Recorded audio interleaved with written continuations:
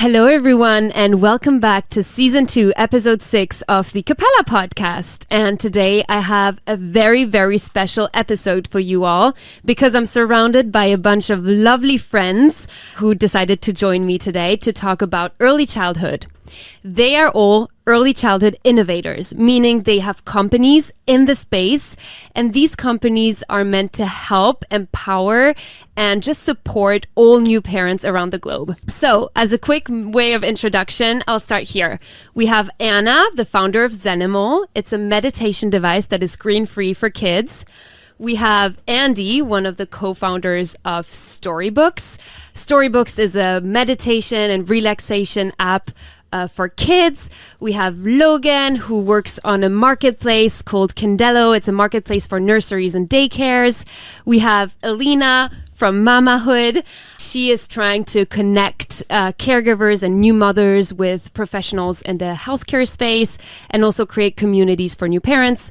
Finally, we have the king of children podcasting himself, the myth, the man, the legend, Jim from Storybutton, please don't do that. who has the world's biggest children podcast and has a lot of stories for kids. So thank you all so much for joining me today on the Capella Podcast. I'm so glad to have you. And let's get started. So my first question to all of you guys is, obviously we're talking about parenting on this show, and you all have solutions that tailor to new parents and that are for new parents and also less new parents, but parents in general.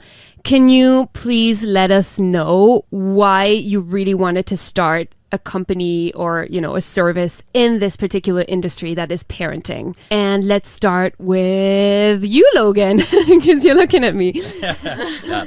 So look, I'm a parent, and my background is I've worked in the nursery and daycare sector for 12 or 15 years now, helping people start brand new nurseries and daycares in New Zealand.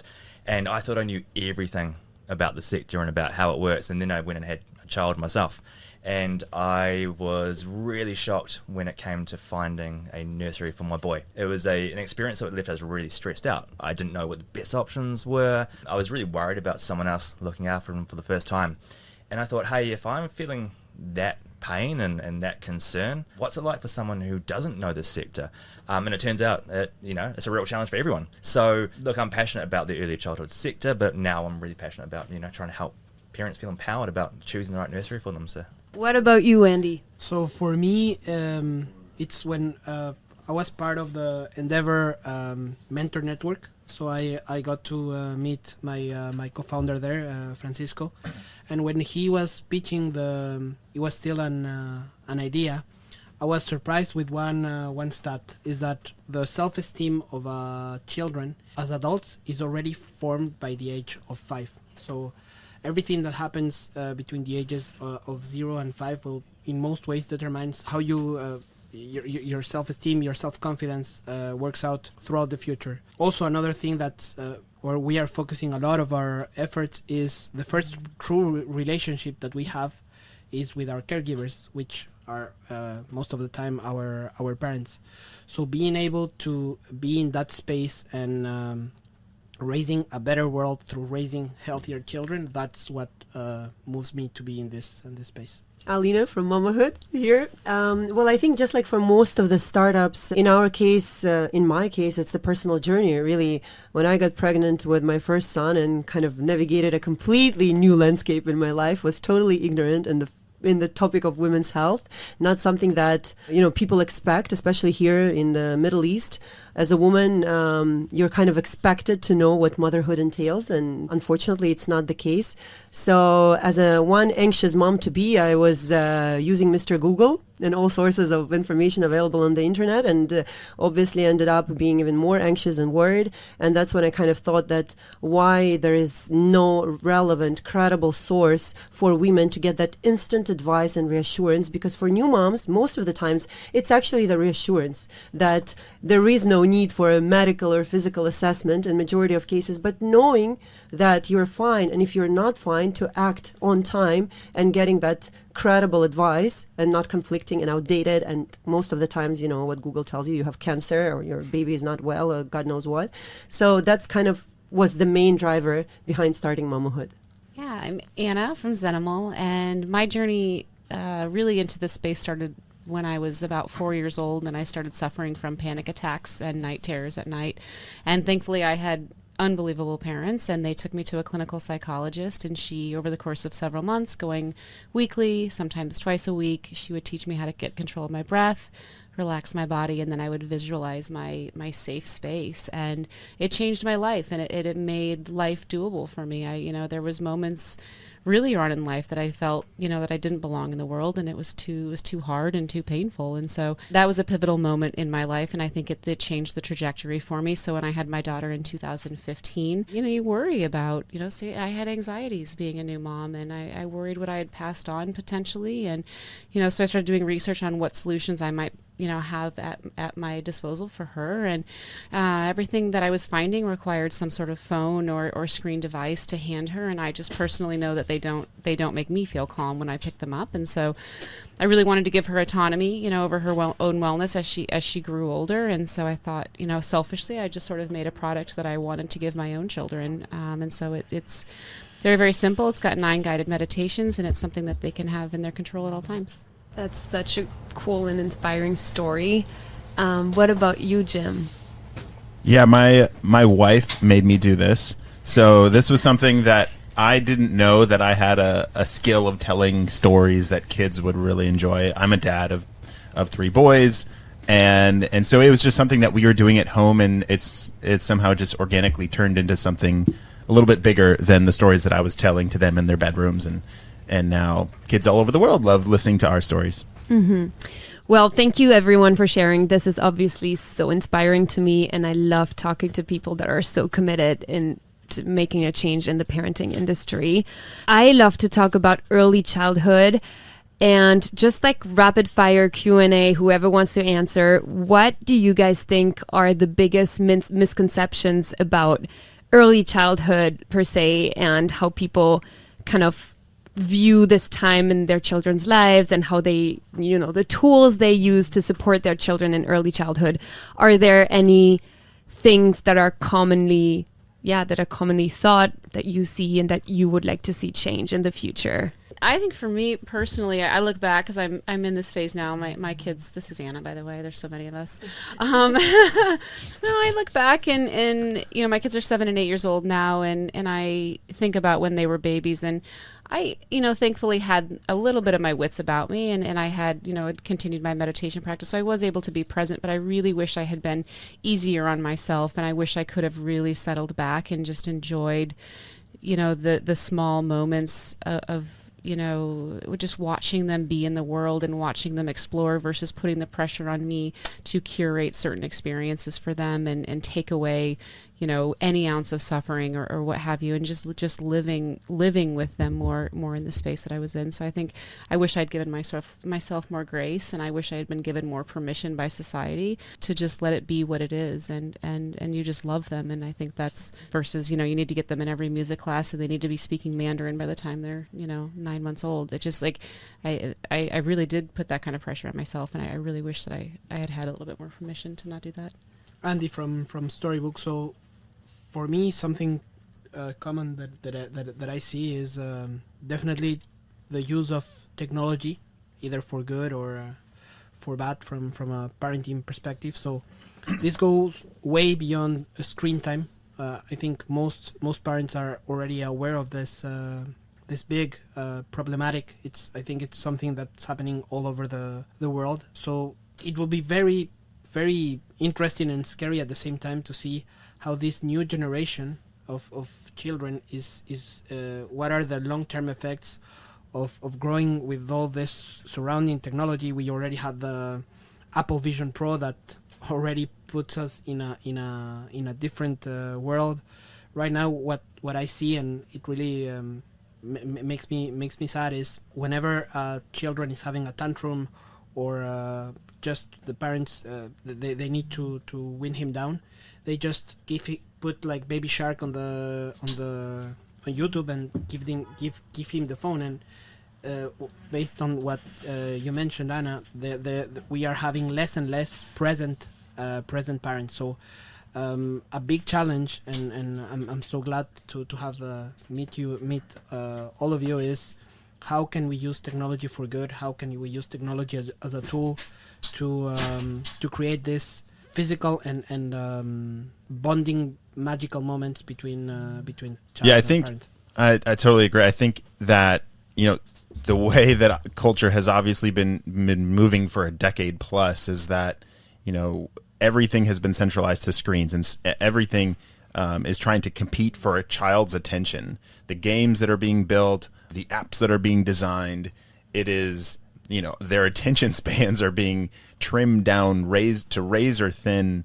And, we don't know. Well, I think we can all assume the long-term effects of what that's going to be, but it's on us as companies that are building solutions in this early childhood world where it's hard to compete for a child's attention and to get them off of that device. But that is why we have to be great. We have to build a great solution that is not just another game to get them sucked into a mobile app.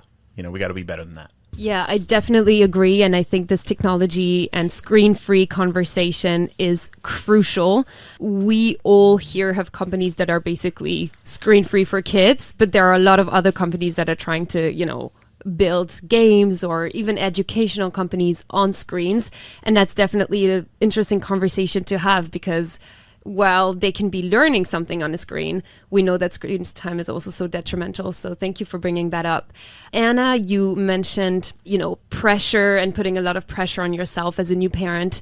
And maybe, Alina, I would love to get your opinion on what Anna said, because you told me, I think, off camera, that there's a lot of questions that new moms ask themselves and they want to consult a doctor, and also part of your story and how you started your company with now over, I think, 80 doctors that are available 24/7. So can you give us maybe a little bit more insight about the pressure that new parents feel and how they react to that pressure, and maybe how also your solution helps them mitigate that pressure, but also maybe how the fact that we easily have access to technology can be an added pressure for new parents? So I'd love to hear your opinion on the point that Anna made right before. Thanks, Apolina. I actually, when Anna was talking, I was constantly nodding because I couldn't agree more with the pressure that we as parents and as moms in particular have when it comes to being that perfect parent. You need to breastfeed, your baby needs to meet all the milestones, and we have, again, so much information on the internet that your baby need to hold his neck by the time he's, 1 month old, and he needs to say his first word by the time he's 6 months old. And if something doesn't add up, then you freak out and you're like, oh no, my baby's not doing that. Yeah. So I think there's definitely a lot of pressure. I just want to touch on the screen type subject again, because very recently I came across that podcast by a very famous pediatrician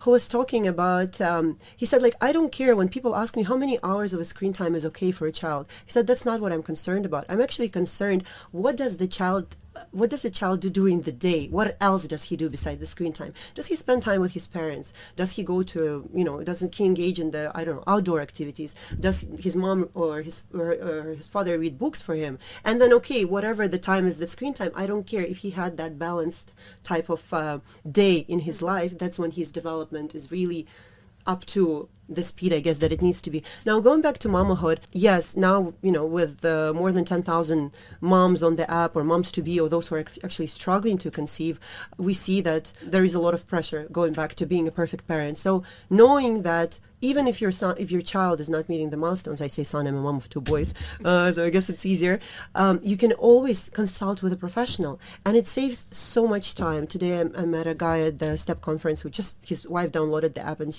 their baby is 3 months old, and he said, you just saved us a visit to a doctor. We chatted with the professional on the app. You did mention we have 80 professionals, but it's not just doctors. Another discussion, how commercially driven the healthcare industry is. So we wanted to ensure that women also have access to alternative medicine professionals, whether it's mental health support, up to 40% of women in the region struggle from postnatal depression. So it's not a joke. More than 50% of women don't come back to work after maternity leave because of mom's guilt, and they don't know how to deal with it.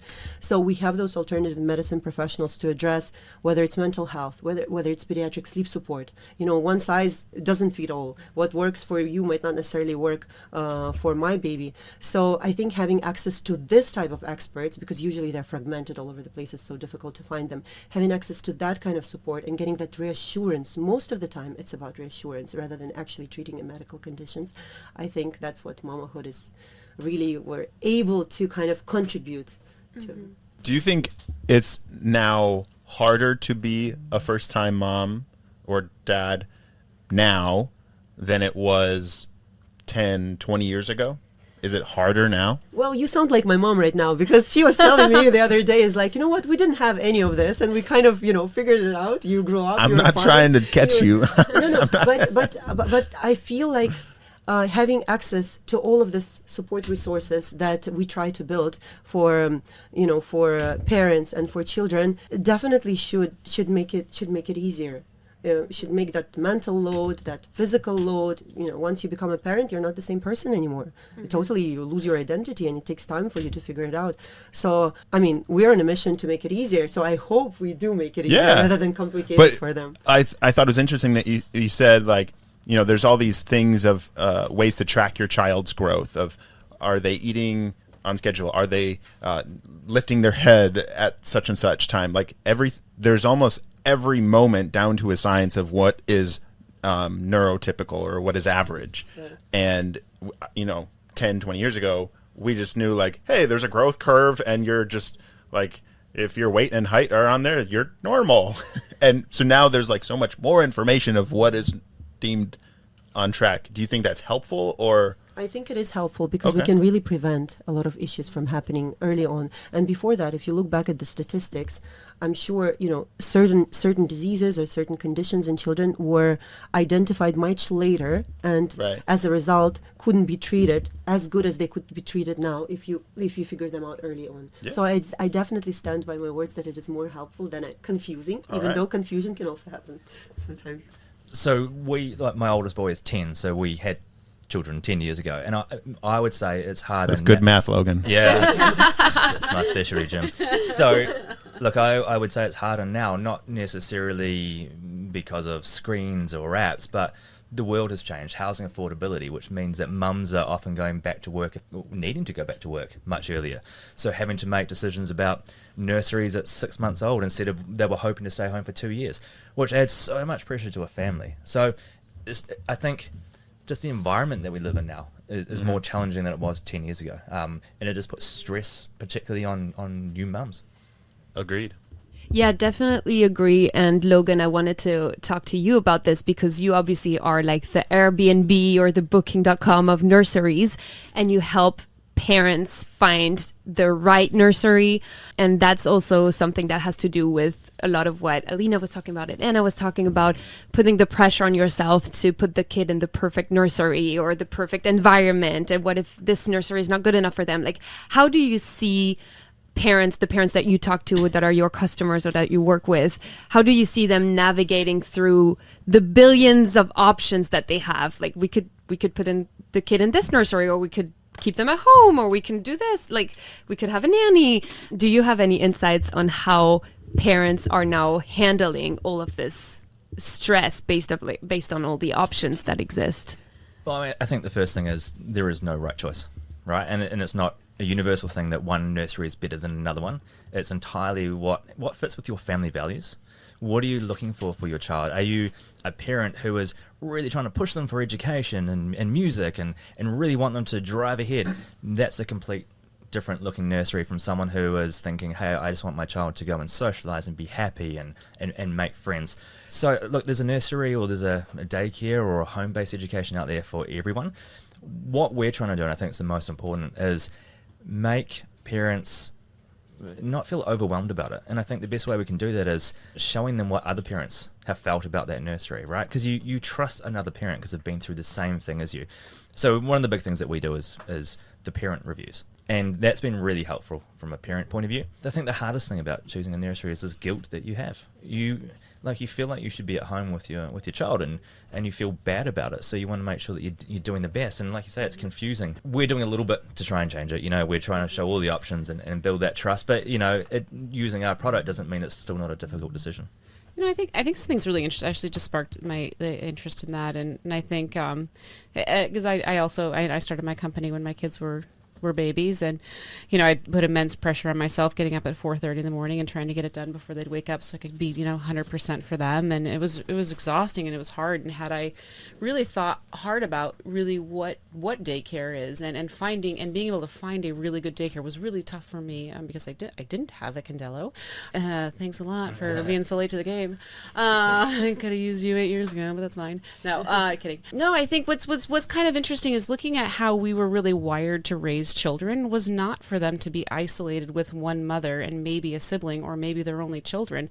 It's not at all. That's not the best development actually for a child. We're wired to be raised in a village with multiple, with generations of children and cousins and neighbors and things like that. And I think, it's also why I think marriages really struggle, especially after you have children. We're not designed to be locked behind these walls and isolating ourselves from the community and from family. And so I think it's very, very difficult, and I don't know that it's best for a child's development to be with a stay-at-home mom. And so I think, which is like such a huge opportunity for a daycare to provide that kind of thing, where my favorite daycares are where there's mixed ages of children, and they can all kind of roam free, which is ultimately how we're wired. I mean, I think we all think we've advanced beyond living in a cave, but I would venture to say that is not a fact. And I think that's why we're all really struggling with mental health and why it's just not quite fitting, with the way we're working. So I'm excited about the daycare thing and it becoming more normalized and less shame around it. Look, I think one of the trends that we're seeing worldwide with daycares and nurseries or childcare is the perception changing from it just being somewhere that children are dropped off and left, and it's just a place you keep children because you have to work. Now people are understanding the importance of early childhood education, preparing for school, the first 1,000 days, forming those crucial connections, the physical, the motor skills, the social skills. So I'm really excited that, regions are now understanding that. Governments are actively encouraging it. Like Abu Dhabi is a fantastic example where the Early Childhood Authority is launching 4,000 new public nursery seats. Yeah, so I think we're going the right way in terms of early childhood education. Yeah, I love what everyone was just saying, and especially guilt is something, the mom guilt, the new parent guilt is something we talk a lot about on the show, and that all of you are trying to relieve a little bit with all of your companies. And so that makes me very hopeful for the future to see that there are so many innovators. And this is really the theme of today's episode, is innovators in the space of early childhood. Now, maybe I want to ask a question to all of you is, how do you see from where you're at as experts, as founders in this space, how do you see the future of early childhood innovation, early childhood education in 10 years, in 20 years, in 30 years? What are the main things that you think are going to be different in the ways that people have children, raise their children in the first 1,000 days, in the first 8 years, in the very beginning of their lives, and how that, because ultimately this early stage is what shapes us into who we are as adults. So it's so important and so crucial. So what do you as experts see as the changes that we can expect and that are going to be coming up in the next 10 years, 20 years?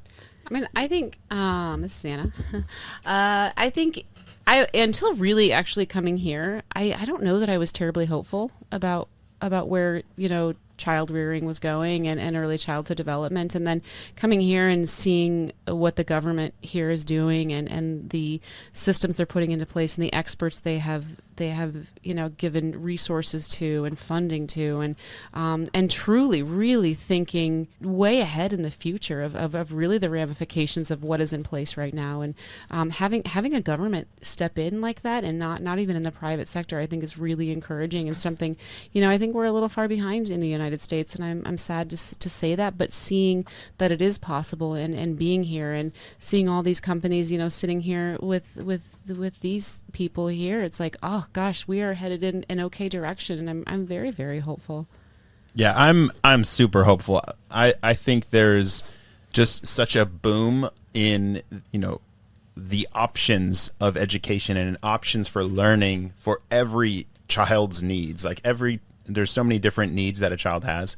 And I think there's such a boom of innovation for meeting all of those different needs. And then it becomes kind of like choosing your selection of like, what is best for my child? What is best for our family?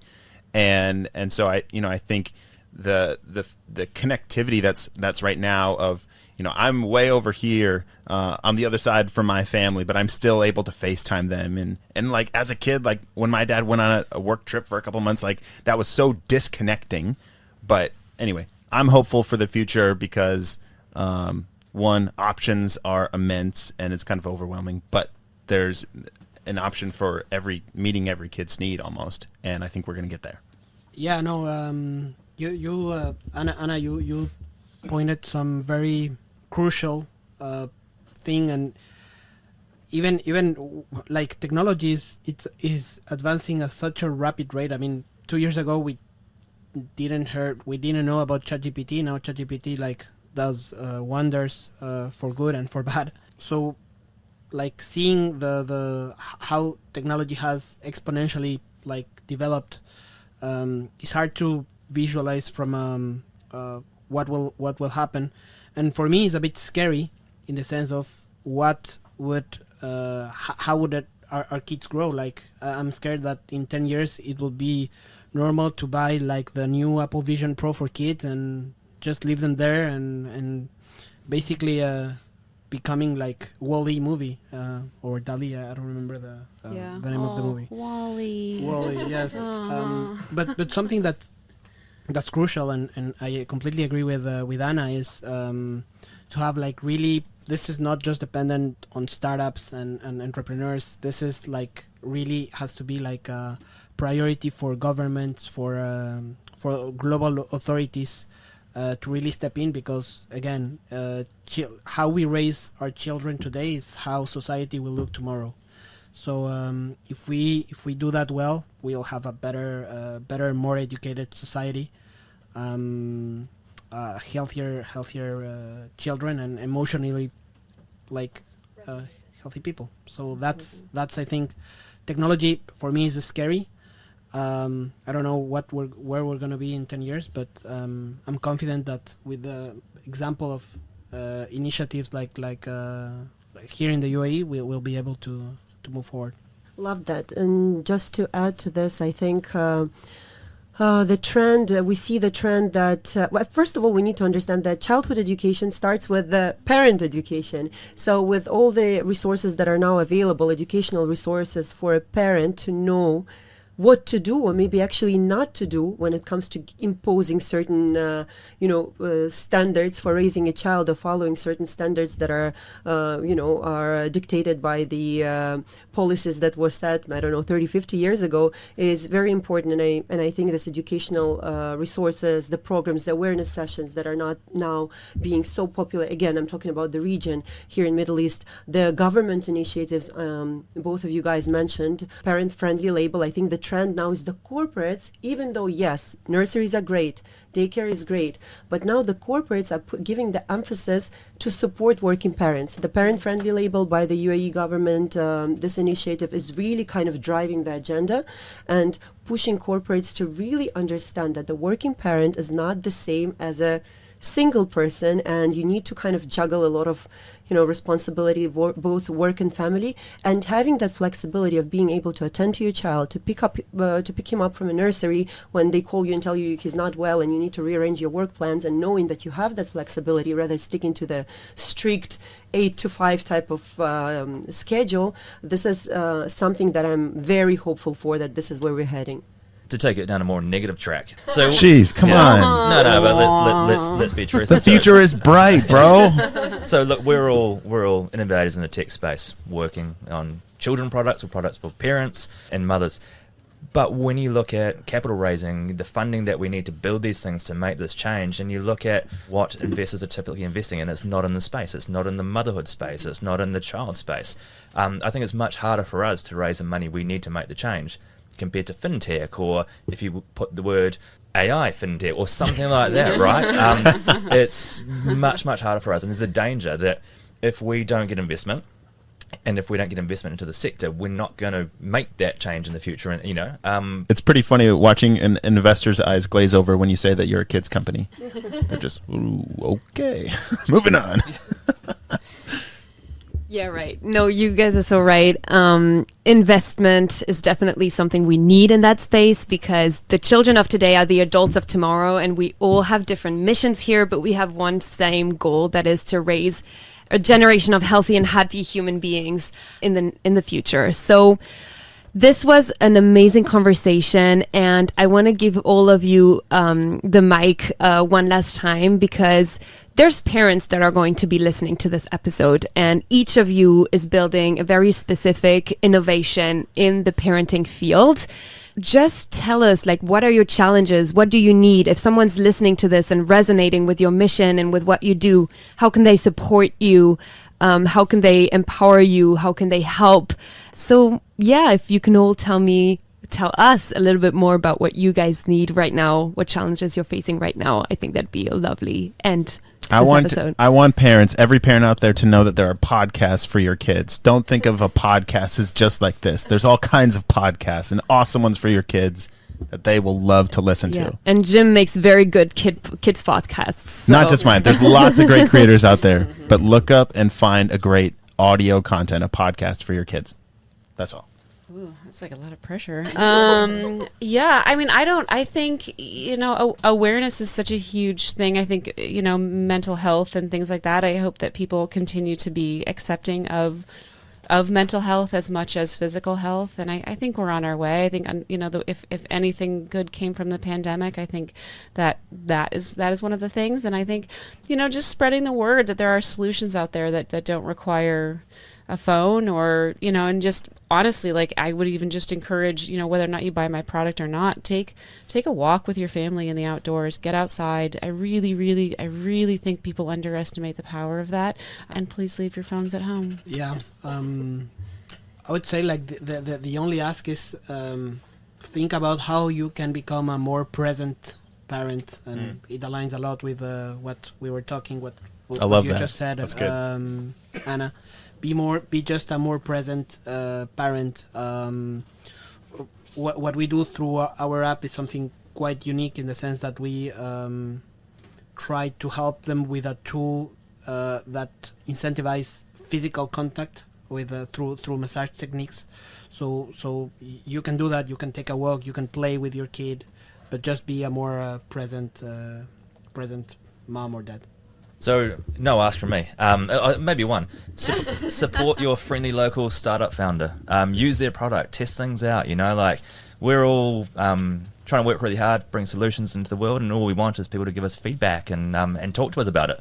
Exactly. And apart from that, just go easy on yourself as a parent. It's a hard job, right? But, we all got raised and we all turned out semi-normal. So just don't be too hard on yourself. No, I absolutely agree with you, Logan. I would probably add getting, whoever tries and uses Mamahood app or any of the other apps and solutions that are represented here, I would appreciate personally more feedback and kind of how it helps us to tailor the product to our customers. And this is something that is still, we see people using the app. Hopefully they're happy with the app if they're returning, but we don't really get that feedback as often as we would like that. Yeah, if you see an entrepreneur and you have positive feedback to give it, because entrepreneurs oftentimes hear about the negative feedback. But really, if you're a parent listening to this and you resonate, help these early childhood innovators help you. So this is it. Thank you all so much for being here, and thank you for this super insightful and amazing conversation. I hope you all have a great rest of your day, and I will link all of their informations below in the description, so you can find every one of those lovely startups we talked to today. And I hope you all have a great day. Thank you, Apolline. Thank you. Thank you, Apple.